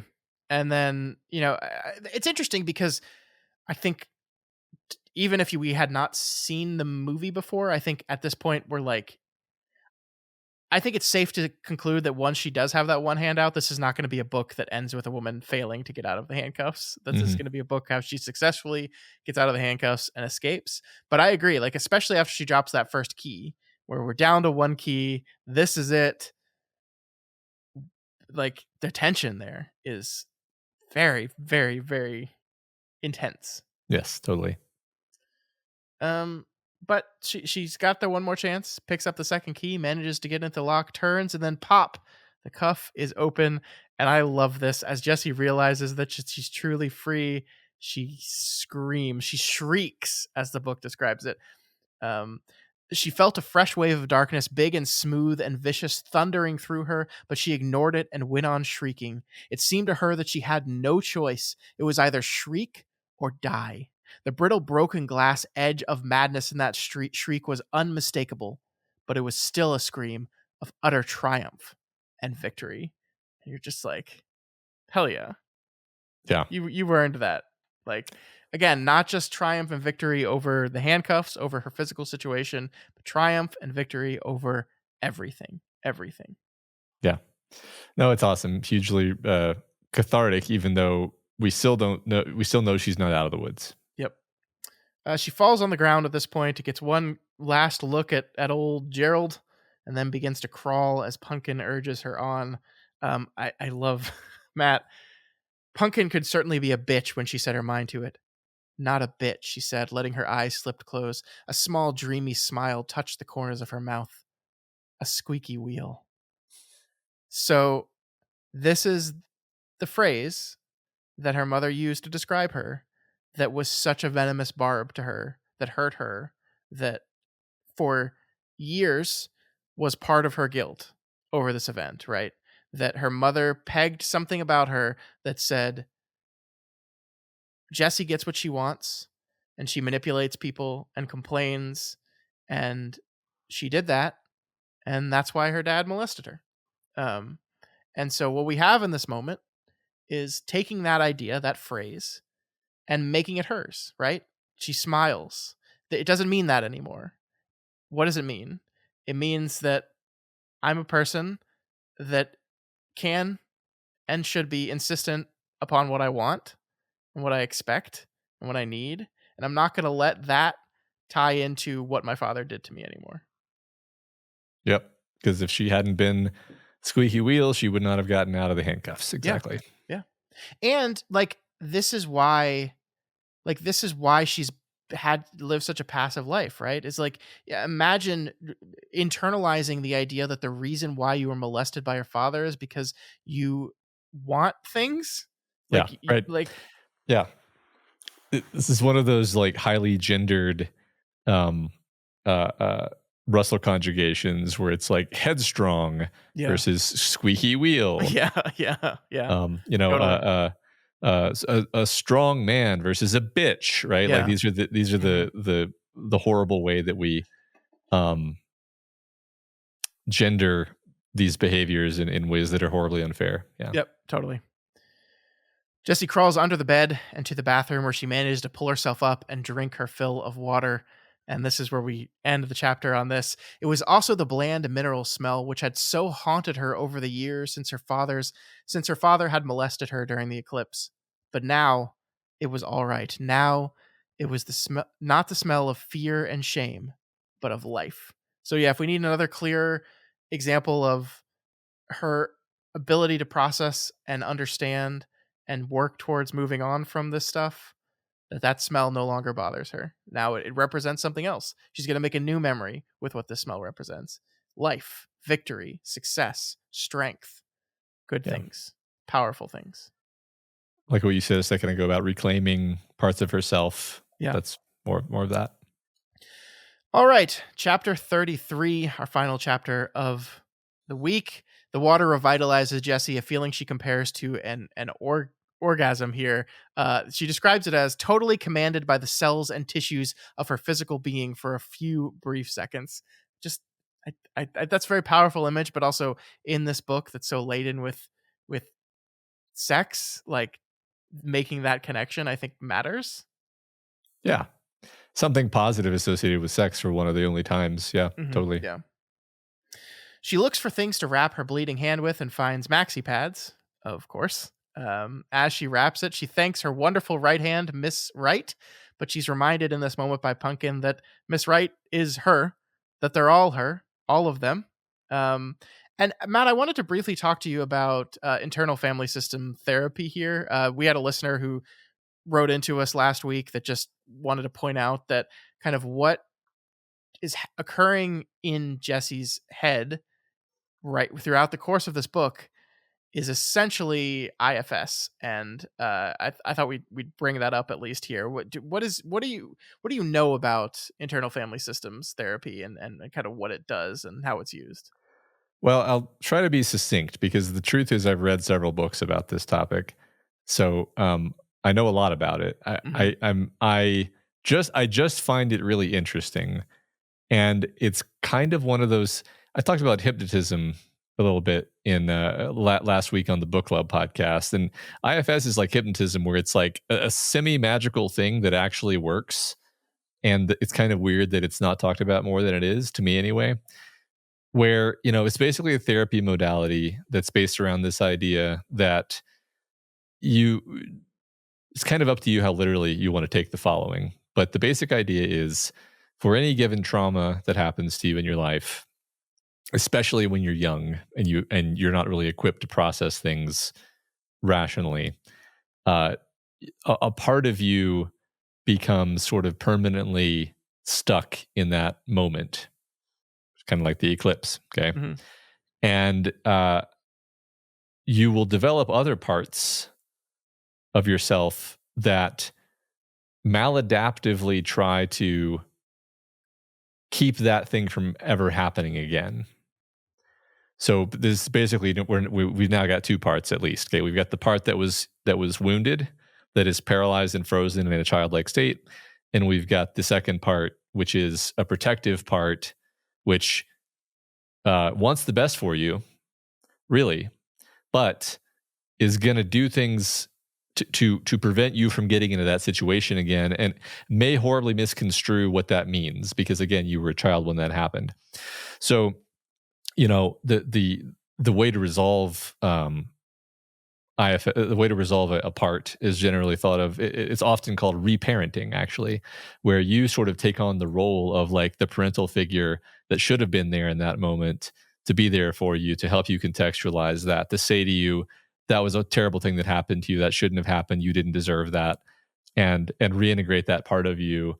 Basically, the idea is you're taking responsibility for it, and not taking responsibility for it. You're taking responsibility for yourself, and you're saying, I won't let that happen to you again. You can let that go. It's more involved than what I just said. That was a crash course, okay?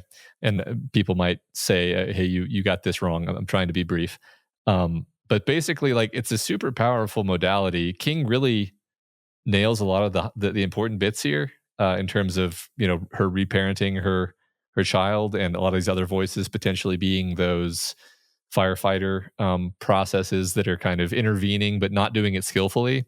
Like Yeah. they all think they're helping Jesse. They all earnestly are trying to help Jesse, but they're misguided, you could say. So I 100% think that King knows about IFS, or if not, he's just a rare genius. Or maybe there's just some deeper kind of truth to these ideas, and it's not IFS per se. I don't know. I really think this is like textbook IFS. Yeah, I know. I kind of looked up this therapy model was developed in the 80s, so like the timing works where King could have been aware of it when sitting down to write this book. I don't know. I mean, I think he did go through some stuff when he was a child. King did, so Yeah. like it would not surprise me if part of getting sober and working through his addictions saw him looking back at the things that happened to him as a kid, and this came up, and he decided to write a book around it. I don't know. It is also completely plausible to me that he just saw this as a good hook for a story, and it just so happens to to frame into this therapy model, because just of what you're saying is that there is some kind of larger universal truth behind why this thing works. Um, that he's unknowingly hooking into. I could believe both equally, but Mhm. I thought it was worth bringing up because, yeah, I mean, this is not something I knew quite a lot about, but I think you had brought it up to me on some other conversation we had years and years ago. So like, as soon as I saw the message from one of our listeners, like I was like, oh yeah, I recognize that. I think Matt's mentioned this to me before, and now that I think of it, it does perfectly slot in here actually. Yeah. Well, yeah, I didn't it didn't occur to me, which is funny because I have megabytes of IFS knowledge in my brain, but it is an incredibly good fit. And so kudos to that listener for pointing it out. I think they're Mhm. absolutely right. Um, Yeah. it is really cool. The one maybe one reason why I didn't think of it is like I have come to see internal family systems as like almost like a mundane uh, tool that you reach for just in very common situations where you're like, why did I get so mad when my boss cut me off in that meeting? Like I got like madder than I should have gotten. What was that? And like that, and then you kind of do the parts therapy internal systems thing, which doesn't look like, it can just look like you kind of sitting there thinking, and then you like figure that out and you resolve it, and then you're like 1% happier for the rest of your life because you no longer have this little, nail sticking out of the wall that's going to snag your shirt, metaphorically speaking. It's just resolved now. Sure. And you can do that with all these little things, and like you can just kind of like, it's one of the few things that you encounter in life where you can just make yourself permanently happier by doing half an hour of thinking. Hmm. It's very cool. I recommend, Awesome. if it sounds interesting, I recommend people kind of look into it. Great. Great. Thanks for sharing that. Mhm. All right, so Jessie is freed. She's invigorated, and she decides to take some aspirin for the pain, despite the fact that that would cause her blood to thin a little bit. But I think she decides the pain is of more need right now than making sure my blood clots. She wills herself out of the bathroom, over the bed, and reaches for the phone. And that's when, Matt, we learn that the phone is dead. Either Gerald had unplugged it when they got to the cabin, as he sometimes does, or our friend the Space Cowboy had cut the line. She could check to see if it was unplugged, but that would involve pulling out the chair and climbing under the desk and getting behind it to check, and that's a lot of effort. Um, and just the idea of doing that just exhausts her. So instead, she grabs her skirt, puts it on, and then realizes every voice in her realizes what she's thinking about doing. And I love this line. All the voices were expressing horrified disbelief at what she was planning to do, but Jessie suddenly discovered she didn't give much of a shit. This was her life, hers. I think like the book is intentionally like men and women, like her and him, like these are like keystones of everything we're doing here, right? So we get this repetition of hers. I think it is so incredibly powerful to what the book is doing. Mhm. But I do think it's a little interesting that, like, these voices lined up behind Jessie to help her through this moment. And I think what we're perhaps trying to say here is, Jessie needed the voices. Maybe she doesn't need them as much anymore. Mhm. They're trying to convince her to do these other things. They're not in with her on this plan of hopping in the car and driving away. And maybe this idea of, the voices all aligned to get to push her to this moment of freedom, this moment of acceptance, this moment of letting go of her shame and guilt. But now she's ready to move on beyond them, and so like this is not their life anymore. It's hers, her life. Yeah, I mean, to be overly literal with the IFS connection, um, sometimes those parts, they don't just go away immediately. They linger, and now you kind of see them for what they are, and you can, takes a while of you saying like, okay, I see you're trying to help. Thank you. I got this. And I think that's kind of what's happening here is that, like you Yeah. say, the parts, she now knows what's in her best interest, and she has taken the wheel, and she doesn't need them anymore, and Yeah. in fact understands better what's good for her than they do. Yeah. Um, So she reaches into the skirt, finds the keys to the car. I had to read this. She felt that familiar uh bulge of a car key and the big round joke fob Gerald had given her for her last birthday. The words on the fob read, "You sexy thing." Really? Gerald? it's Really? it's great because it's just so on the nose that he calls her a thing. Yeah. I mean, I get that it's not like to be taken seriously, but it's right there. Yeah. Yeah. Also, like there's nothing in the text that says this was the only thing he gave her for her birthday, but I've decided that it is. That uh, this is his birthday gift to her, a is a joke joke fob. fake fob that says "you sexy thing" on it. Yeah. Fucking Gerald. Key key fobs are such weird things because how often are you like, man, I wish this thing in my pocket were bigger and bulkier. It's true. And they're not that secure. Oh, they are now. But Mr. Mm. Mercedes, man, gotta be careful. It's true. It's a Yeah. big risk. Yeah. So as she prepares to leave the room and get and leave the house and get in the car, another wave of dark-headedness hits her again, and this time she cannot come back from it. Jessie grabs for the headpost, but gets the handcuff instead, and as she passes out, the handcuff swings her back onto the bed, where she passes out. And that's where we leave her, Matt, passed out on the bed. She'll be fine. Yeah, it's not like we had a ticking clock or anything. Yeah. No, this was actually a really stressful part to end because I don't really know what the book is going to do next. I mean, I know what happens.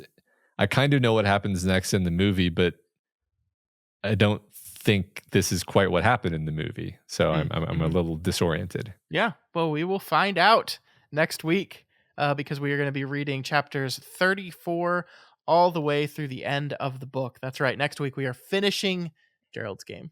Perfect. Heck yeah. All right, Matt, before we move on for the week, we do have some discussion questions to talk about. So this week's discussion question, as always, will come from our episode 2 episodes ago. So that would be episode 2 of Gerald's Game. Matt, what was the question all the way back then? The question was, what is the greatest / scariest moment of sudden intrusion by a man or monster into a story? So this was in response to our part two ended on the first intrusion of the Moonlight Man into our story, right?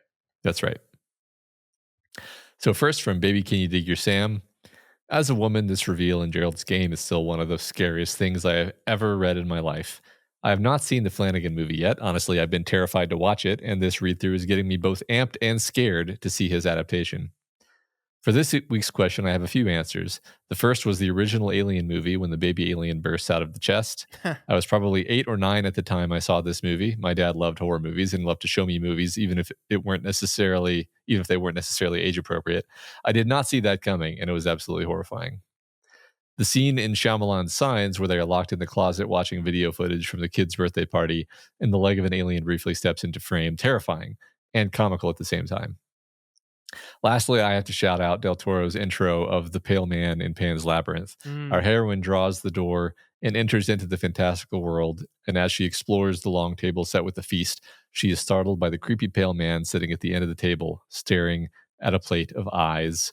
There is no swelling music, no jarring sound design, just a super creepy guy sitting silently.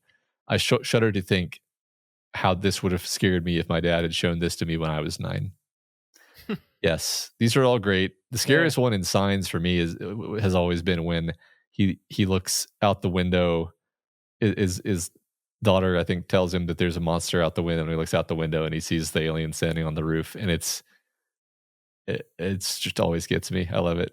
God, a great movie. I love that movie. Me too. All right, Jaraxxus, the Eridar Lord of the Burning Legion, says, I'm a big fan of the scene in No Country for Old Men when Anton Chigurh materializes behind Woody Harrelson in the hotel. He simply steps into frame without breaking stride, and everyone, the audience, Woody characters, and Woody's character knows that he's going to die. Yeah, great movie. Yeah, that McCarthy is good at making just like an utterly sort of inevitable, terrifyingly supernatural feeling antagonist. I have not rewatched No Country for Old Men since I read Blood Meridian, but I feel like I should. Yeah, I agree. He's essentially the judge. Right? He's a lot like the judge, for sure. Very similar archetype. Yeah. Aqua Lungfish says, I think my favorite example of this discussion question is the movie From Dusk Till Dawn. This is a Tarantino written and Rodriguez directed, sorry, Matt, crime thriller about a pair of brothers who are on the run after a bank robbery, take a man and his 2 kids hostage and use their RV to try and cross the Mexican border. Then suddenly, it's not about them at all anymore. The brothers, incidentally, are played by George Clooney and Quentin Tarantino himself. So there's a lot of fun to be had in that dynamic. I don't want to say anything else on the off chance you haven't seen this. 2 of my favorite movie experiences ever were showing this movie to different people who had no knowledge of the plot. Seriously, if you don't know anything about this, watch it without looking into anything else. I think you'll enjoy it. You've seen From Dusk Till Dawn, right? I have. Yeah. Okay. It's definitely Rodriguez directed.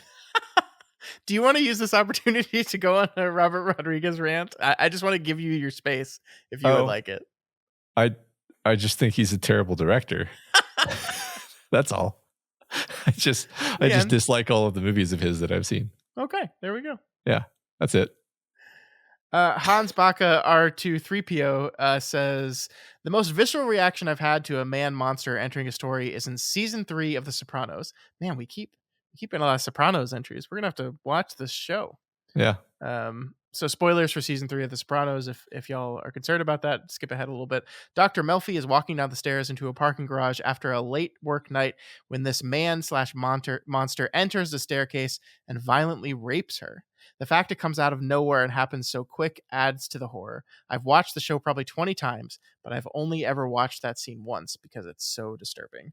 Yeah, that sounds like it. Guess we'll be aware of that when we inevitably do a Sopranos podcast. Yeah. I know about this plot element already from the Zeitgeist, and it sounds horrible. Yep. OK Row 2424 says the opening scene of It is just so creepy and perfect, with the sudden appearance of Pennywise in the sewer, then followed by his dialogue with Georgie. I read this opening scene I read just this opening scene of the book when I was looking around at the books at a Walmart when I was about 10, and it got me interested in King despite how young I was.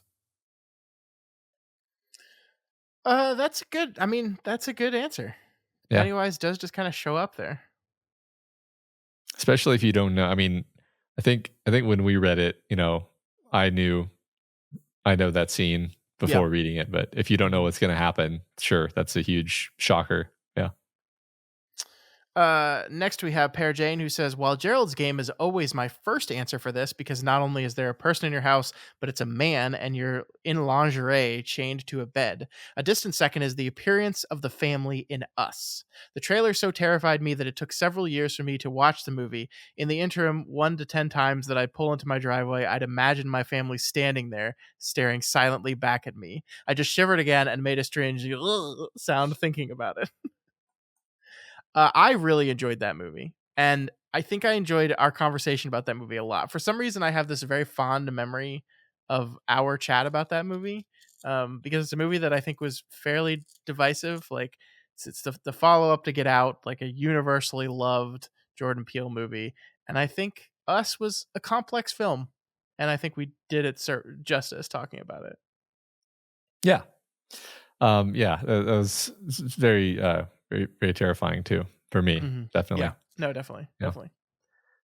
Falcon 41098 says, "For me, the scariest sudden intrusion character is in Salem's Lot when Barlow blasts into Mark Petrie's kitchen and fatally smashes his parents' heads together in front of Mark and Father Callahan. The scene Spoilers. starts, yeah, spoilers, spoilers. The scene starts as a calm discussion in which Callahan is trying to explain the developing situation to Mark's parents, but makes a screeching 180 when the very monster in question violently obliterates the moment and reestablishes the stakes for our protagonists. I love this moment in the book, and although the miniseries includes Straker in the scene to offset Barlow's inability to speak, I think the shock value is conveyed quite effectively for a 1970s TV movie. This is an incredible example of King's ability to turn a plot on its head and leave the reader feeling disoriented, a skill that he honed in later works such as It, Henry and Tom going down with barely any struggle. Yeah, that's good. Good Yeah, comparison. yeah, love it. Great answer. Great answers all around. This was a really fun one. Appreciate you all. Obviously, everyone can't be picked every time. Um, the algorithm has its own logic, Yeah. but but we do appreciate y'all sending those in. We do still really like to read them. Yep. All right. This is we're gonna have to explain some stuff here. So next week's question is actually going to be a mailbag. Basically for Kingslingers, what our standard like plan was we would do a discussion question every week, and then we always do an overview episode as the last episode covering a book. So we cover the book in our chunks, and then we like to do one last episode to kind of look back on the book as a whole before we move on. We're going to be doing that again, and normally during that overview episode is when we do a mailbag where we allow you guys to send in questions to us. So if you've listened to Kingslingers, you know about this, but because we're doing this whole recording a week in advance thing, it kind of messes up the timing of this. So we have to ask this question now, but this question will not be, we will not answer your questions for 2 weeks time, until we get to the overview episode, which is 2 episodes from now. So what are we going to do next week for the discussion question?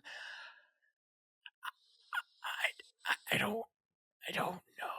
I don't know. Maybe we don't have one. We'll Maybe see. we just don't have one. Yeah. But yeah, so basically the concept of the mailbag, for those that don't know, is you can ask us anything. I think we prefer questions to be about the book we were just covering, because that's like it's part of the overview episode is we're hearing back from y'all and want to know what you think and what questions you had for us if we didn't maybe cover something. But we also let you talk about anything if you want to be specific to Stephen King, to Mike Flanagan, or just anything. We usually try to answer as many of those questions as we can in a reasonable amount of time on the episode. So you can send them in via email. You can send them in on the Reddit thread.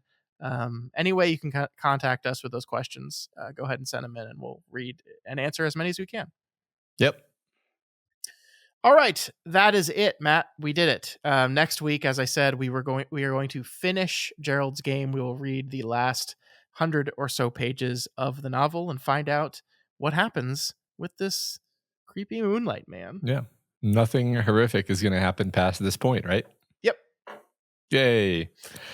Remember, you can reach us via email at kingslingers at You Flanagan's did it. Wakepod. I did You it. did it. Finally happened. At flanaganswakepod at gmail.com, or on Twitter at flanagan'swake19, at doof media on Instagram, at flanagan'swakepod on Blue Sky. The Reddit at reddit.com/r/doof media is the best place to answer that discussion question and hang out and talk to people about other stuff, all things Flanagan and beyond. And also don't forget that you can watch our shows in video format over on our YouTube channel.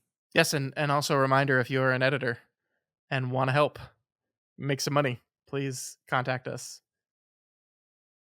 And if you aren't an editor but just want to wear a cool shirt, you can do that too. Yeah. If you want to edit your appearance. To do that's good. No, that's good. I like that. Edit your appearance. Well done. Plus 1 point for Matt. Matt wins today's show. I keep score every show, and Matt just pulled ahead in the last minute with that one. That's incredible.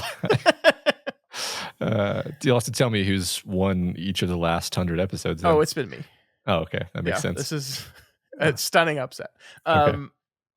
So yeah, our merch store is doofmedia.myshopify.com, where you can find merch for this show, for all of our past shows, for the Doofcast, and just a bunch of other cool stuff. So it's t-shirts, it's blankets, it's hoodies, it's mugs, it's everything. It's a lot of cool stuff. If you just want to sport our cool looking logo, you can do that very easily. So head to doofmedia.myshopify.com. That's right. And if you enjoy our shows and you want to support us, then please consider donating at patreon.com/doofmedia. But if you cannot afford to donate right now, you can continue to help us out in the ways that I know you guys already know about. You can share the show with folks, and you can leave us a rating and a review over on Apple Podcasts. My reviews are being very slow to pull up, so we're just gonna vamp for a bit here. Play the Jeopardy song. Yeah. All right. This review comes from Red Sox Homeboy, who gives us 5 stars and says, "I'll follow Scott and Matt anywhere. I've listened to the various podcasts these two have done for almost 3 years now. I started with Kingslingers, which is a must listen for Stephen King fans, listen to the Doofcast regularly, and now I'm a weekly Flanagan's Wake listener. Everything Scott and Matt do is thoughtful and intelligent, with a perfect mix of preparedness and extemporaneous conversations. I cannot recommend this duo and this show enough." Well, that was very nice. That's exactly what we're going for. Yeah. That's the best kind of compliment, when you're like, thank you. Yeah. Thank you. Thank you so much. And thank you to all of you who continue to send those in. I see those review numbers climb every week, and I really do appreciate it. Not only is it just nice to see and get that feedback, but it helps us.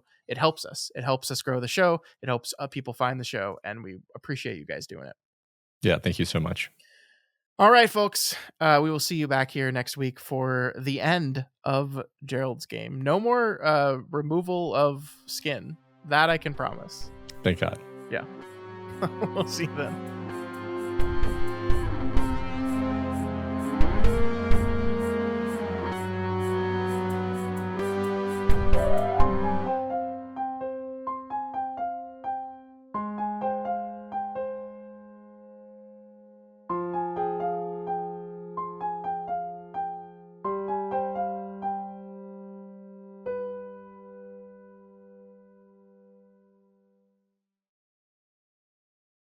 That was good shit.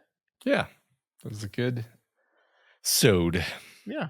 Sewed? That's what we're doing now? That's what we're doing now. We're doing that? Can I retract you winning the episode now from that? I think that's negative 10 points. Minus 10.